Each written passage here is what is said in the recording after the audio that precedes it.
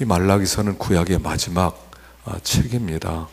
그래서 이 말라기 마지막 책에서 이제까지 창세기부터 말라기까지 계속 나타나는 그 메시지를 함축적으로 요약하고 있다고 해도 과언이 아니고, 또 인간이 지금 어떤 상태인가, 얼마나 저주 가운데 있는가 하는 것을 가르쳐 주면서 동시에 우리에게 소망을 주고 있다는 것을 알 수가 있습니다. 자, 우리 17절부터 읽어보겠습니다. 17절 시작. 너희가 말로 여호와를 괴롭게 하고도 이르기를 우리가 어떻게 여호와를 괴롭혀 들었나이까 하는도다. 이는 너희가 말하기를 모든 악을 행하는 자는 여호와의 눈에 좋게 보이며 그에게 기쁨이 된다 하며, 또 말하기를 정의 하나님이 어디 계시냐 함이니라. 만군의 여호와가 이르노라. 보라, 내가 내 사자를 보내리니 그가 내 앞에서 길을 준비할 것이요 또 너희가 구하는 바 주가 갑자기 그의 성전에 임하시리니 곧 너희가 사모하는 바 언약의 사자가 임하실 것이라. 아멘. 말로 여호와를 괴롭게 했습니다. 뭐라고 괴롭혔냐면 악을 행하는 자를 하나님이 기뻐하시는 것 같습니다. 어떻게 하나님이 악인을 그렇게 좋아하십니까? 도대체 공의의 하나님, 정의의 하나님은 어디 있는 겁니까? 하면서 그들이 하나님께 따지는 거예요. 그럴 때 하나님께서 하나님 공의 하나님 맞습니까? 어떻게 악인을 하나님이 기뻐하십니까? 그 이야기를 주님이 들을 때 굉장히 괴로웠다는 것입니다. 그래서 주님께서 마치 그러니까 이런 거예요. 뭐냐면 이스라엘 백성이 이렇게 생각했어요. 포로 생활에서 돌아왔습니다. 돌아온 다음에 성전을 세웠어요. 그 성전을 지을 때 얼마나 고생했나 몰라요. 왜냐하면 포로에서 돌아와서 먹을 것도 없고 시간도 없고 그냥 이렇게 노가다판에 정말 나가서 그날 먹을 것을 그날 벌어야 되는 이 사람들이 온 힘을 다해서 성전을 지었습니다. 성전을 지었을 때는 이런 생각이 있었어요. 우리가 성전을 짓기만 하면 솔로몬이 성전을 지었을 때 같은 영광이 우리에게 있게 될 것이다. 그리고 솔로몬이 성전 지은 다음에 정말 이스라엘 백성의 황금 시대가 시작된 것처럼 우리가 모든 것이 회복되고, 그리고 저 페르시아의 식민지로부터 우리는 자유케 되고, 그리고 세계에서 부강한 나라가 될 것이라는 기대감을 가지고 성전을 지었습니다. 근데 아무 일도 안 일어났어요.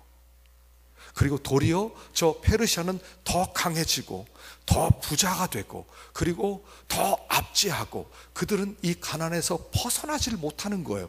그러니까 그들이 심통이 나서 하는 말이, 하나님 성전도 짓고 우리가 제사도 드리고 다 회복했는데 왜 우리가 이 모양 이 꼴입니까? 우리를 왜 회복시켜 주지 않는 겁니까? 우리는 의인이고 저 열방은 이방이고 저들은 죄인인데 저들을 멸망시키지 않는 것은 하나님, 공의 하나님 맞습니까? 하나님, 정의로운 하나님 맞습니까? 정의가 도대체 어디 간 겁니까? 하고서는 지금 따지고 있다는 것입니다. 여기에 대해서 하나님이 1절에 이런 답변을 하신 거예요. 만군의 여호와가 이르노라. 보라, 내가 내 사자를 보내리니 그가 내 앞에서 길을 준비할 것이요 또 너희가 구하는 바 주가 갑자기 그의 성전에 임하시리니 곧 너희가 사모하는 바 언약의 사자가 임하실 것이라.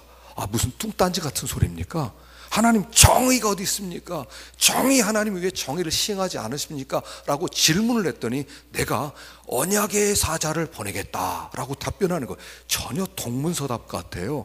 그러나 이 이야기는 뭐냐면 굉장히 중요한 이야기를 담고 있어요. 언약의 사자 할 때 그 언약의 사자는 예수 그리스도를 상징하시죠. 근데 왜 언약의 사자라고 했습니까? 창세기 3장 15절 때문에 한번 읽어보십시다. 시작. 내가 너로 여자와 원수가 되게 하고 내 후손도 여자의 후손과 원수가 되게 하리니 여자의 후손은 내 머리를 상하게 할 것이요 너는 그의 발꿈치를 상하게 할 것이니라. 이게 복음이고 하나님의 약속이었어요. 아담과 하와가 선악과를 먹고 타락했습니다. 죽게 되었습니다. 멸망 가운데 빠지게 되었습니다. 그랬을 때 하나님이 약속으로 주셨어요. 내가 여자의 후손을 보내겠다.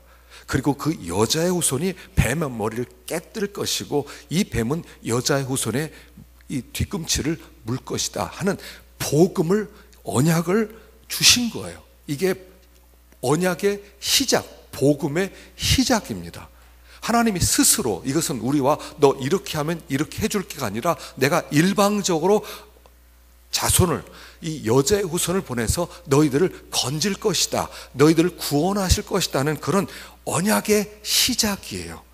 그런데 그 언약을 선포하시고 나서 그 언약의 사자가 이제 이 땅에 오게 될 것이다. 그 이야기 뒤에는 뭐가 있냐면, 얘들아, 내가 왜 공의를 시행하지 않는 줄 아느냐?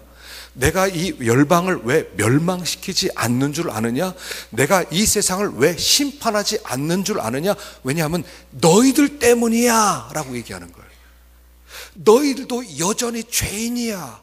내가 공의를 가져와서 내 공의로 세상을 심판하면 너희들 먼저 심판을 받아야 돼.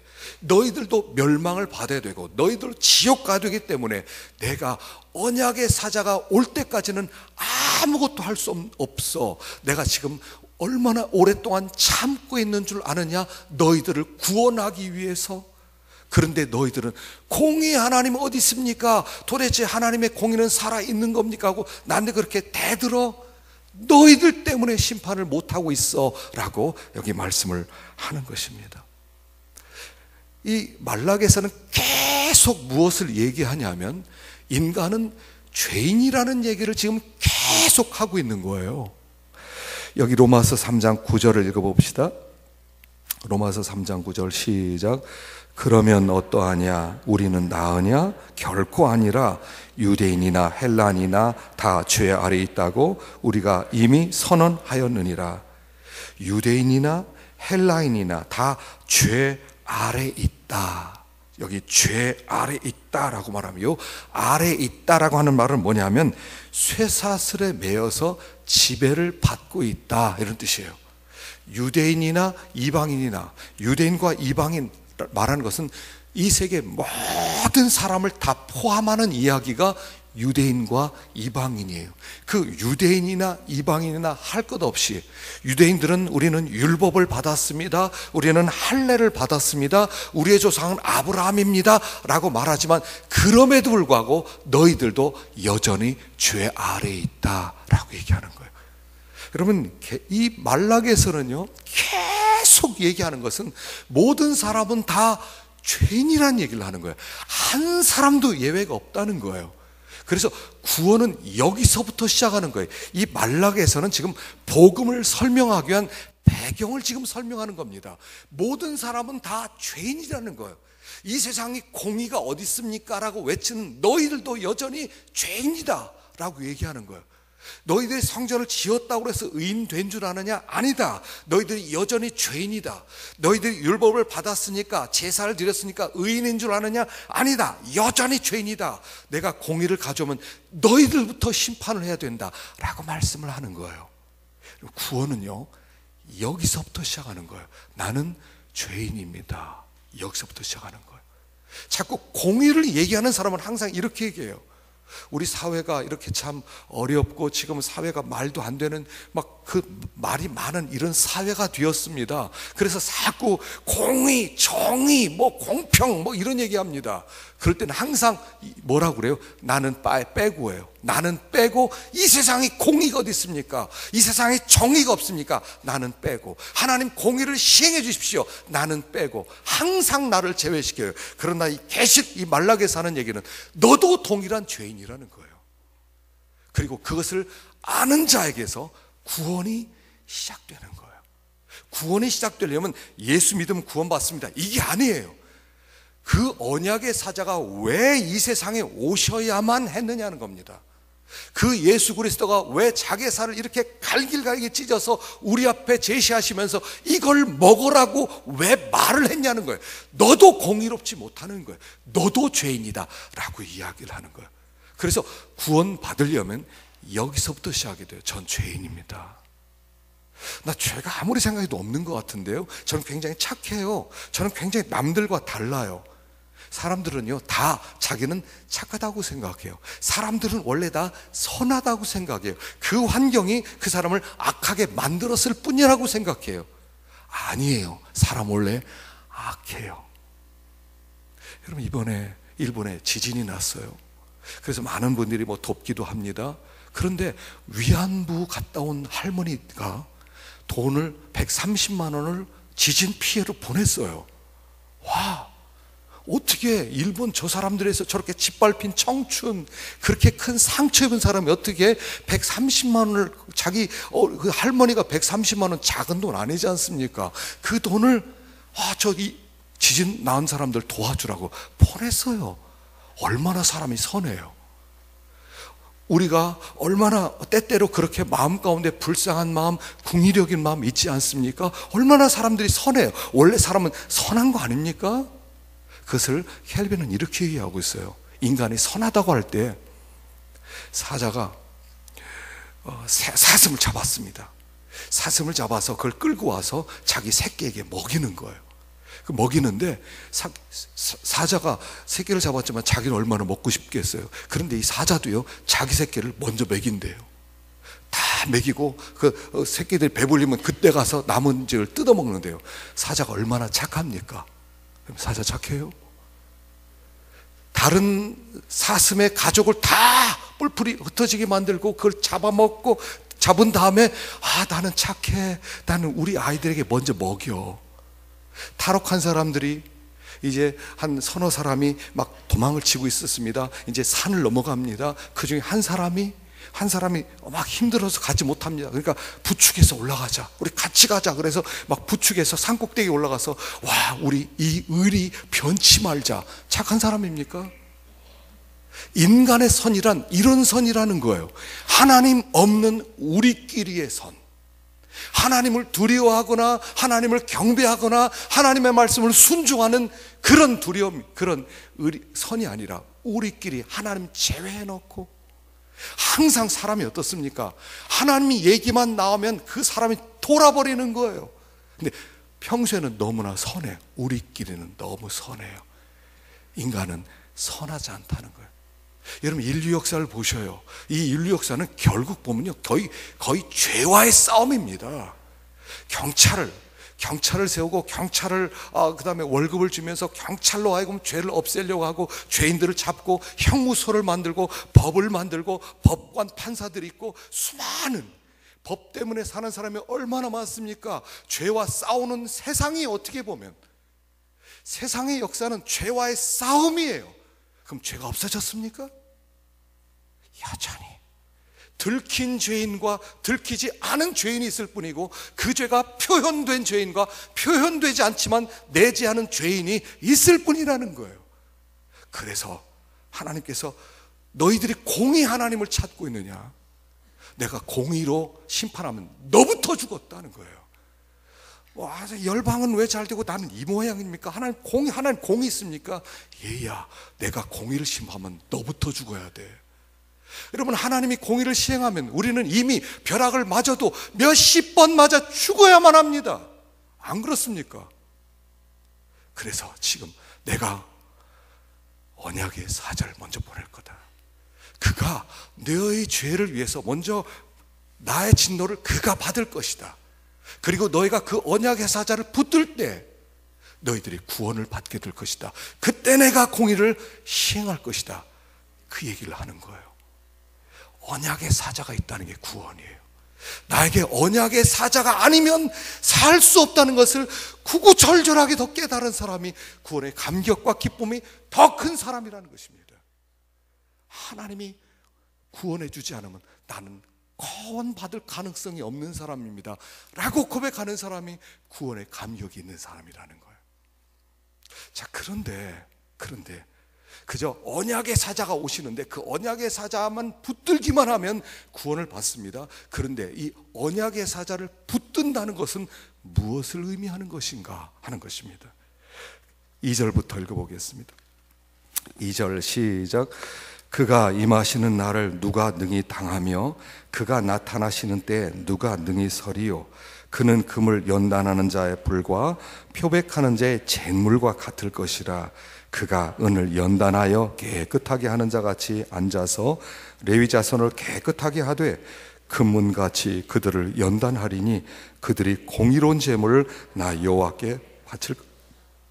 그런데 그분이 오시는데 여기 언약의 사자를 붙든다는 것은 무엇을 의미하냐면 그는 금을 연단하는 자의 불처럼 오고 표백하는 자의 잿물처럼 온다는 거예요. 그러니까 언약의 사자를 붙들고 언약의 사자와 함께 산다는 것은 뭐냐면 불 속으로 들어가는 것이고 잿물 속으로 들어가는 것과 똑같다는 거예요. 그래서 그 불 속에 들어가서 이분이 무엇을 하냐면 언약의 사자가 금과 은을 재련하듯이 연단시켜서 정금을 만들듯이 그를 붙든 모든 자를 정결하게 만들고 또 그를 붙든 자를 깨끗하게 빨래하는 자가 깨끗하게 빨래를 하기 위해서 잿물에 빨랫감을 넣듯이 빨랫감에서 나온 것처럼 정말 눈부시게 흰 자로 깨끗한 자로 만드는 것이 그분이 하는 일이다 하는 거예요. 그래서 예수를 믿는다는 이런 거예요. 불 속으로 들어가는 것이고 잿물 속으로 들어가는 거예요. 그래서 그 속에서 모든 찌꺼기를 다 제거하는 거예요. 제가 어렸을 때는요 이렇게 물자들이 다 귀하지 않았습니까? 지금이야 냄비 같은 거 뭐 웬만하면 조금만 찌그러지고 그러면 갖다 버리지만 옛날에 양은 냄비 재산이에요, 재산. 그래서 양은 냄비를 고치는 사람들이 있었죠. 양은 냄비 수리합니다, 빵꾸 떼웁니다, 그리고 다녀요. 그러면 가보면요 거기 양은 냄비 같은 게 막 쌓여 있어요. 솥 이런 게 쌓여 있어요. 그럼 그걸 어떻게 떼우나 하면 옛날에 구경거리가 하도 없으니까요 거기 앉아서 그런 거 구경하는 게 재미였거든요. 그러면 풀물을 꺼내고 거기다가 화로에다가 불을 붙입니다. 그리고 어떤 그릇에다가 납조각을 넣어요. 그리고 그것을 이렇게 계속 풀무로 하다 보면 이게 물이 됩니다. 납이 물이 돼요. 근데 가만히 보면 그 위에 찌꺼기 같은 게 위로 올라가요. 그러면 이 사람이 곧 수리하는 사람이 이 숯풍 같은 거로 그 위에 쓰레기를 다 이렇게 치웁니다. 또 자꾸 대우다 보면 또 쓰레기가 또 생겨요. 그러면 또 조금 치워요. 나중에 보면요 깨끗한 납물이 돼요. 이게 은을 재련하는 것과 똑같은 과정이라는 것입니다. 은 조각을 넣고 밑에서 계속 끓이면 나중에 찌꺼기가 위에 있으면 그 찌꺼기를 걷어내면 잘 걷어져요. 그래서 나중에 주인이 얼굴을 비춰봤을 때 얼굴이 딱 드러나면 됐다. 그리고 나서 그걸 어떻게 하냐면요 이런 수건, 도톰한 수건 위에다가 뭐 가죽 같은 거 있는데 그 위에다가요 나물을 조금 붓습니다. 그리고 빵꾸난 그 냄비를 쫙 누르면요 붙어요. 지금 납으로 납된 집안은 이건 중금속 아닙니까? 이거 먹으면 큰일 나는데 그때는 그렇게 먹고 살았어요. 여러분 뱃속에 납이 얼마나 많은 줄 아세요? 잿물도 마찬가지예요. 이 양잿물은 비누를 만들 때 꼭 쓰지요. 뭐 가성소다 이런 건데 가성소다를 물에다 섞습니다. 그런데 이걸 플라스틱 용기 담은 이 용기가 녹을 수 있기 때문에 거기다 유리 같은 용기에다 넣어야 되는 거예요. 그 만들 때. 그리고 거기다 가성소다를 넣고 물을 섞으면 그때 부글부글 끓면서 그게 양잿물이 됩니다. 그거 먹으면 죽는 거예요. 근데 거기에다가 빨래를 집어넣어요. 옛날에 옷 러닝샷스 좀 누렇게 되지 않습니까? 그 누렇게 된 걸 집어넣고요 또 끓입니다. 그러면서 얼마 뒤에 딱 들어보면요 뗏물이 깨끗하게 빠지는 거예요. 주님이 이렇게 오신다는 거예요. 불처럼 오시고 양잿물처럼 오셔서 들어오라는 거예요. 주님이 우리를 초대하는 겁니다. 불 속으로 우리를 초대하는 거예요. 양잿물 속으로 우리를 초대하는 거예요. 그리고 그 속에서 모든 찌꺼기란 찌꺼기, 불에 탈 수 있는 모든 것은 다 제거하시는 것이 언약의 사자가 하는 일이라는 거예요. 예수를 믿는다는 것은 다른 얘기로 무슨 얘기냐면 심판을 받는다는 것을 의미한단 말입니다. 예수를 믿으면 구원받았다, 기쁘다, 할렐루야, 찬송한다.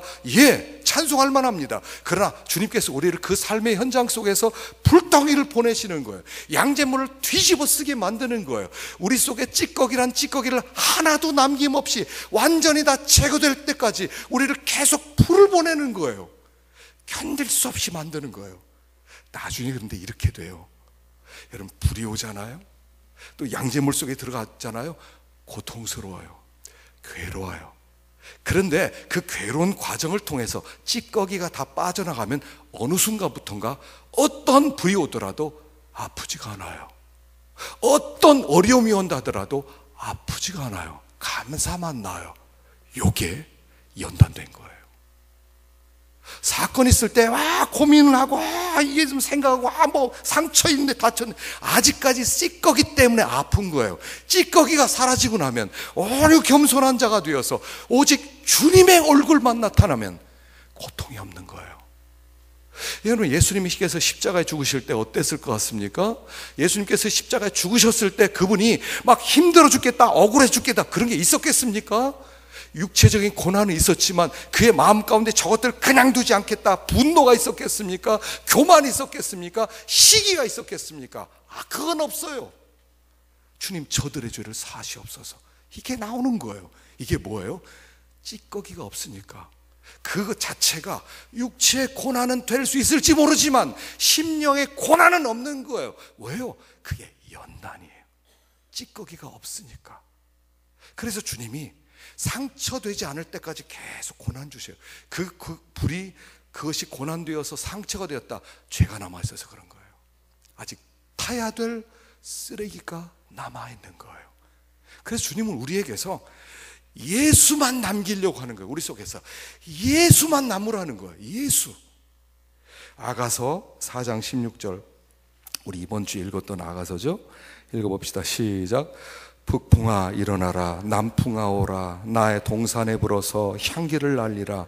나의 사랑하는 자가 그 동산에 들어가서 그 아름다운 열매 먹기를 원하노라. 북풍이 일어나고 남풍이 오고, 이 북풍과 남풍은 겨울이 올 때 차가운 바람이고 남풍은 여름이 올 때 아주 뜨거운 바람이에요. 둘 다 좋은 바람이 아니에요.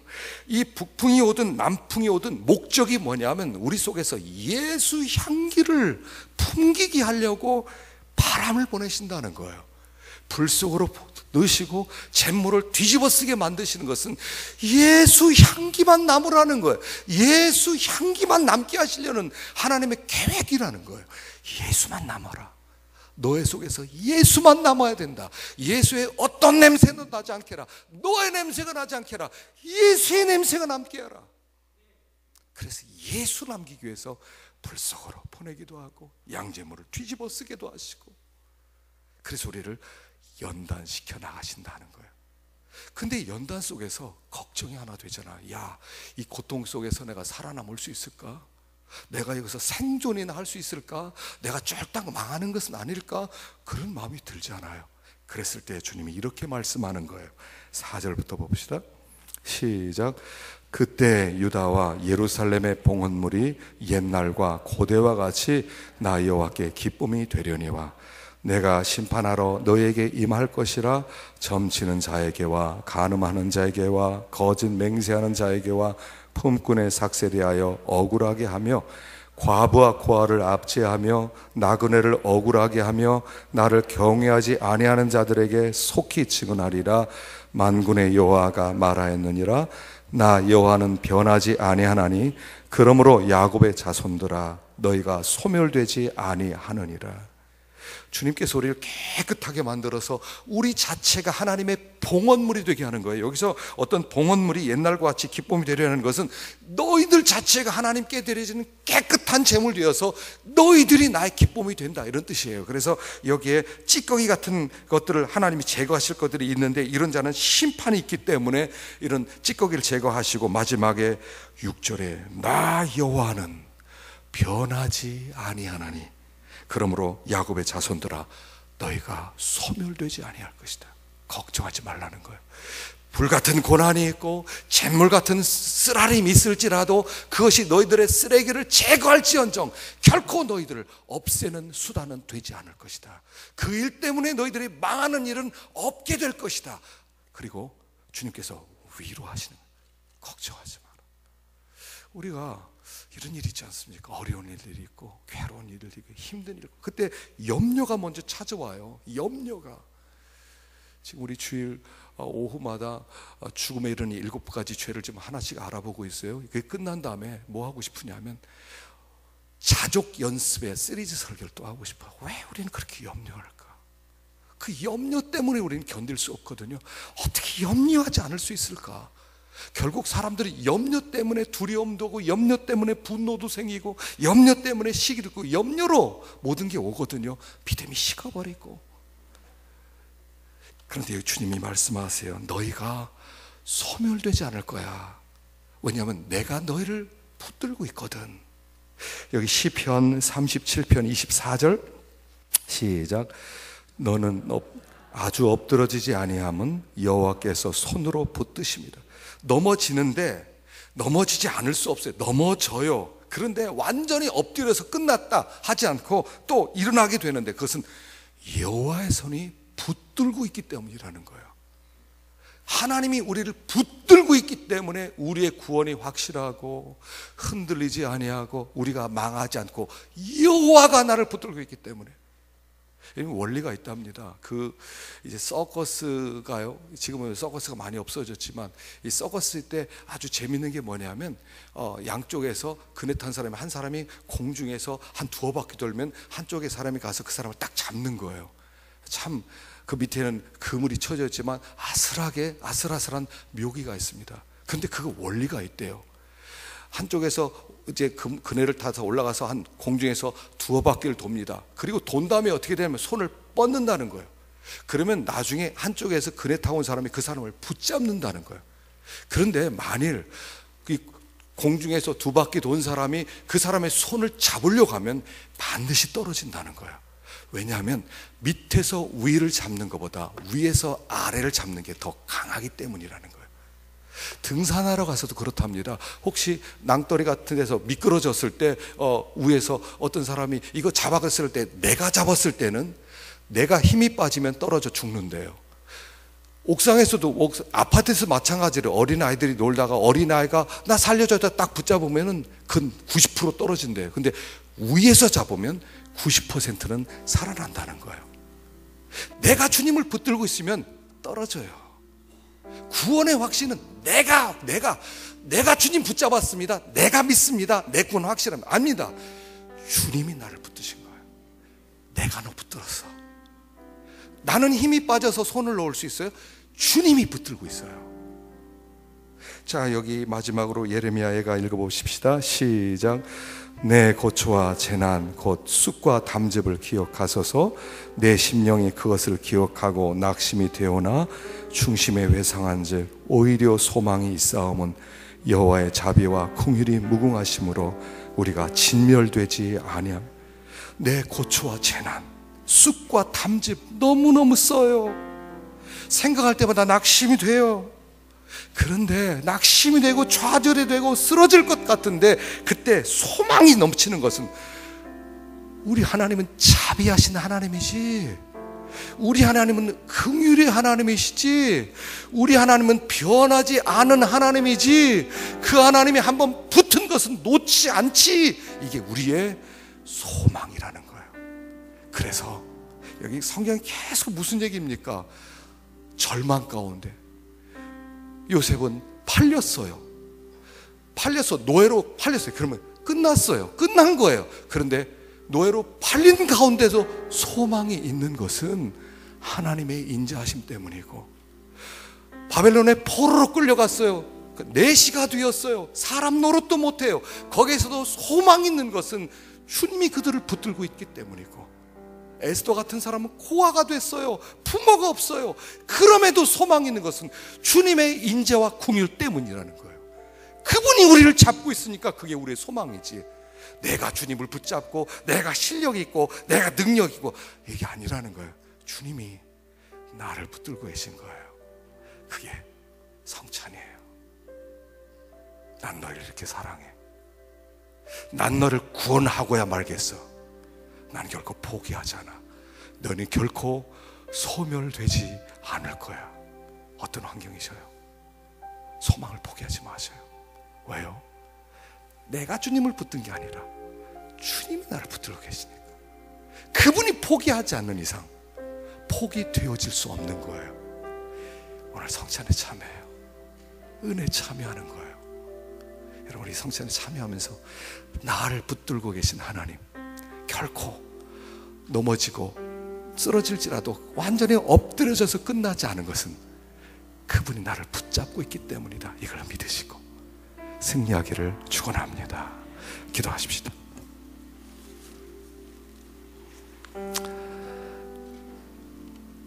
이 시간에 우리 잠깐 한번 기도하십시다. 저는 의인이라고 생각했는데 하나님이 나 때문에 심판을 미루고 계시다는 것입니다. 아버지, 우리를 불쌍히 여겨주시고 언약의 사자를 붙들게 하시되 불처럼 잿물처럼 연단하시더라도 그 속에서 우리를 깨끗하게 만드시고 포기하지 않으신 하나님, 그 하나님 붙들게 하여 주옵소서. 우리 한번 기도하겠습니다.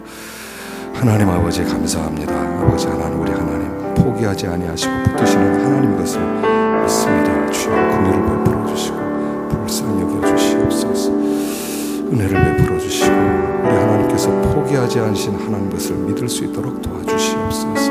주님 긍휼을 베풀어 주시고 인도하시사 주님만 의지하는 우리 될 수 있도록 도와주시고 아버지, 나를 붙드신 하나님 나의 소망입니다. 나를 붙드신 하나님이 나의 소망입니다. 오 주여, 우리를 불쌍히 여겨주시고 이 불 속에서 찬물 속에서 우리를 정결하게 만들어 주시옵소서. 아버지 긍휼을 베풀어 주시고 하나님 아버지, 나는 의인이라고 생각했고 하나님이 정의가 사라졌다고 생각했는데 하나님은 나 때문에 참으셨습니다. 언약의 사자를 보내주셨사오니 언약의 사자로 말미암아 연단받게 하시고 정결하게 되게 하시고 끝까지 포기하지 아니하시고 붙드시는 주님의 손을 끝까지 붙들고 소망 가운데 사는 우리들이 되게 하여 주시옵소서. 예수님의 이름으로 기도하옵나이다. 아멘. 우리 성찬식을 거행하겠습니다. 우리 진장로님하고 한장로님